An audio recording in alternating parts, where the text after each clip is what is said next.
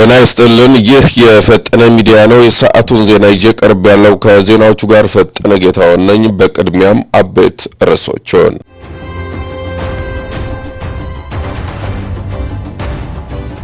በስካር የወደቁ አባቱን አልነሳም ስላሉት በዱላ በመምታት ህይወታቸውን እንዲያልፍ ያደረገው ግለሰብ በእስራት ተቀጣ።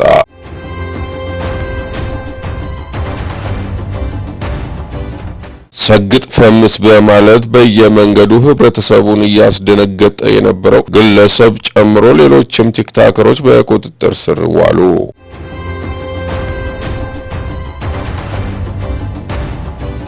የአርሲ ዞን ከፍተኛ ፍርድ ቤት ዘመናዊ ወረቀት አልባ አገልግሎቶችን በመተግበር የአገልግሎት አቅርቦት ፈጣንና ተደራሽ ለማድረግ እየሰራ ነው ተባለ።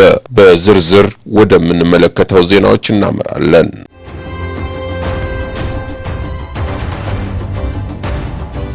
በስካር የወደቁ አባቱን አልነሳ ስላሉት በዱላ በመምታት ህይወታቸውን እንዲያልፍ ያደረገው ግለሰብ በእስራት ተቀጣ።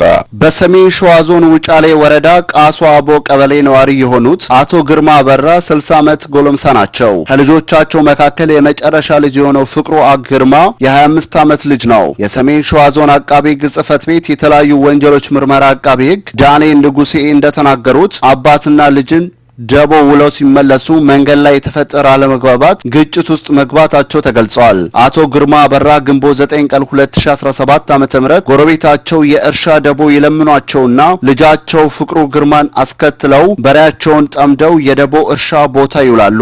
ምሽት 12 ሰዓት ላይ የደቦ እርሻ ስራ አብቅቶ የደቦ እድምተኞች ወደ ደቦ ቤት የተዘጋጀውን ድግስ ለመሳተፍ ወደዚያ ሲያመሩ አባት አቶ ግርማ ልጃቸውን ለበሬዎቹ ሳር ስጥና በረት አስገብተ ወደ ተዘጋጀው ድግስ ተመልሰ እንድትመጣ የሚል ትዕዛዝ መስጠታቸው ተነግሯል። ልጅም የአባትን ትዕዛዝ ይቀበልና በሬዎችን ሳር አብልቶ በረት አስገብቶ ወደ ድግሱ ቤት ይመለሳል። በወቅቱ አባትና ልጅ በተዘጋጀው የድግስ ፕሮግራም ላይ እስከ ሌሊቱ 6 ሰዓት ተኩል ቆይተው አባት በመጠጥ ስሜት ሲሰክሩ ልጅ ይዟቸው ወደ ቤት ለመሄድ ሲነሳ የድግሱ ባለቤት ግማሽ መንገድ እንደሸኟቸው አቃቤ ሕግ ዳንኤል ገልጸዋል። በወቅቱም አባት አቶ ግርማ ጥቂት መንገድ እንደተጓዙ በስካርና በመጠጥ ተዳክመው ስለነበር መሬት ላይ ይወድቃሉ። በዚህም ጊዜ ልጅ አባቱን ከመሬት ላይ እንዲነሱ ጥረት ሲያደርግ መነሳት ስላቃታቸው በያዘው ዱላ በንዴት ተነስ በማለት የተለያዩ የሰውነት ክፍሎቻቸውን በመምታት ጉዳት ያደርሳል። ከዚያም ወደ ቤት በመምጣት እናቱን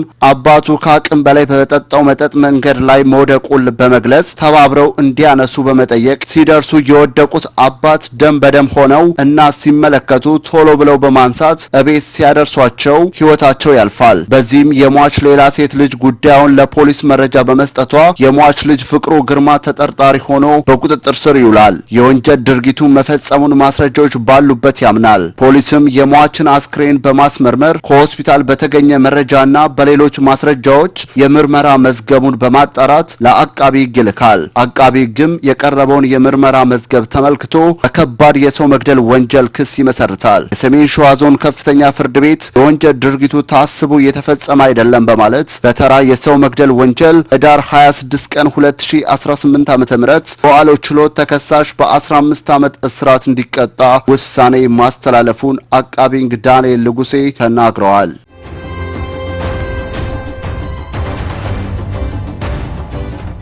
ሰግጥ ፈምስ በማለት በየመንገዱ ህብረተሰቡን ሲያስደነግጥ የነበረው ግለሰብን ጨምሮ ሌሎች ቲክቶከሮች በቁጥጥር ስር ዋሉ።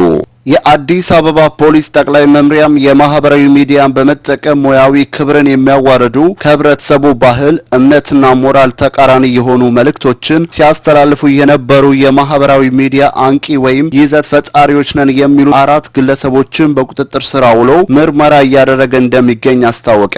የመጀመሪያዎቹ ተጠርጣሪዎች ዛሃራ መሐመድና ፈቲያ ኤልያስ የተባሉ ነዋሪዎችን በቦሌ ክፍለ ከተማ ወረዳ 12 ልዩ ቦታው ቦሌ ቡልቡላ ሲሆን የቲክቶክ ፕላትፎርምን በመጠቀም የሀገሪቱን ባህል፣ ወግ፣ እምነትና ሞራል በማይመጥን መልኩ ኢሉሚናት ወይም የሰይጣን ማህበርተኞች አባላት ነን እኛን ምሰሉ፣ በርካታ ገንዘብ ታገኛላችሁ የሚሉ መልእክቶችን ሲያስተላልፉ በቁጥጥር ስር ውለዋል።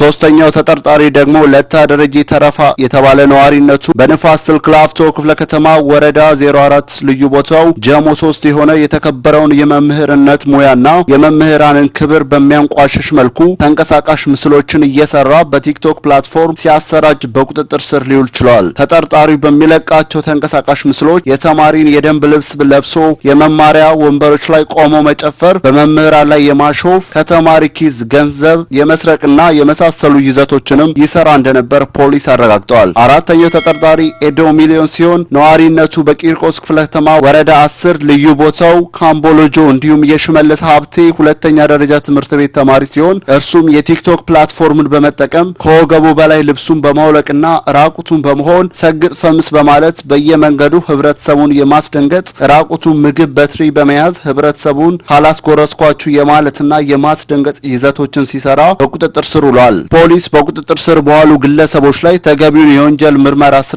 የጀመረ ሲሆን በቀጣይም ተመሳሳይ ድርጊት ውስጥ የሚገቡ የማህበራዊ ሚዲያ አንቂነን ባዮችን እንደማይታገስም የአዲስ አበባ ፖሊስ ጠቅላይ መምሪያ ያሳስባል።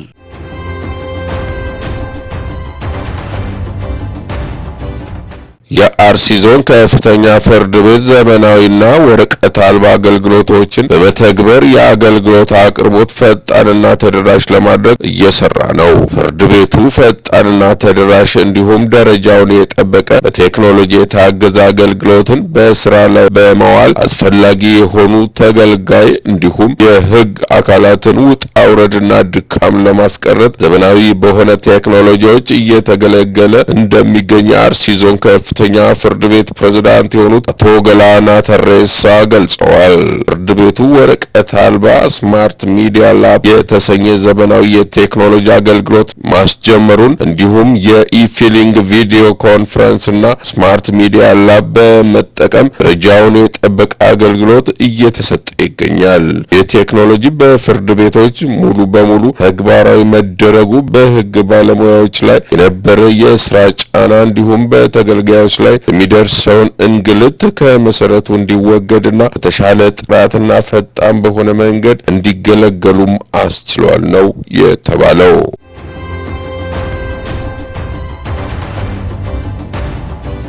የጋምቤላ ከተማ የፖሊስ አዛዥ መገደልና እየተባባሰ ያለው የክልሉ አለመረጋጋት ባለፉት ተከታታይ ቀናት በጋምቤላ ክልል በተፈጸሙ ጥቃቶች የጋምቤላ ከተማ የፖሊስ አዛዥን ጨምሮ ሌሎች ሰዎች መገደላቸውን የክልሉ ከፍተኛ ባለስልጣናት ለቢቢሲ ተናግረዋል። ካለፉት ሳምንታት ወዲህ በዋና ከተማዋ ጋምቤላና በክልሉ የተለያዩ አካባቢዎች ውስጥ የሚፈጸመው ጥቃቶች የተነሳ አለመረጋጋት መፈጠሩን ነዋሪዎች ገልጸዋል።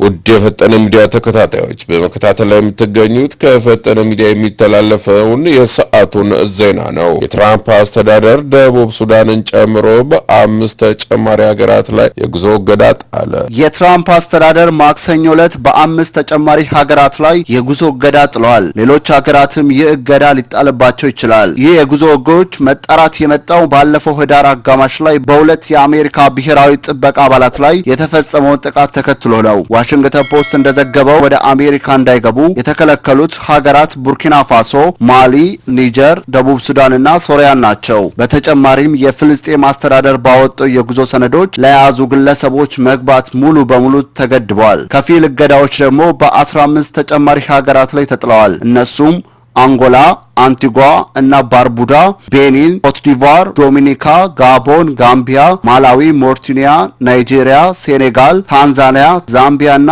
ዚምባብዌ ናቸው። የአሜሪካው ፕሬዝዳንት ዶናልድ ትራምፕ ባለፈው ሰኔ ወር ላይ 12 ሀገራት ዜጎች ወደ አሜሪካ እንዳይገቡ እንደሚታገዱና 7 ሌሎች ሀገራት ዜጎችም እገዳዎች እንደሚጥሉ አስታውቆ ነበር።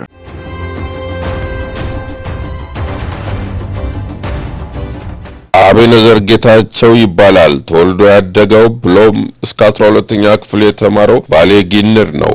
በጎንደር ዩኒቨርሲቲ የ3ኛ ዓመት ሬዚዳንት ሐኪም የነበረው አቤኔዘር ምክንያቱ ባልታወቀ ምክንያት በመኖሪያ ቤቱ ሞቶ ተገኝቷል። በትናንትናው ዕለት አብሮ አደጎቹ፣ የትምህርት ቤት ጓደኞቹ፣ የጊኒር ልጆች የጧፍ ማብራት ፕሮግራም አዘጋጅተውለት ፍትህ ጠይቀዋል።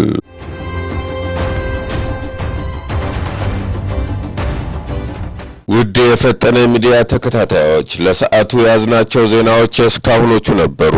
በሌላ መረጃዎች እስከምንገናኝ መልካሙን ሁሉ እየተመኘን የፈጠነ ሚዲያን ሰብስክራይብ፣ ላይክ፣ ሼር በማድረግ ቤተሰብ እንዲሆኑን ጠይቃለን። ጤና ይስጥልን።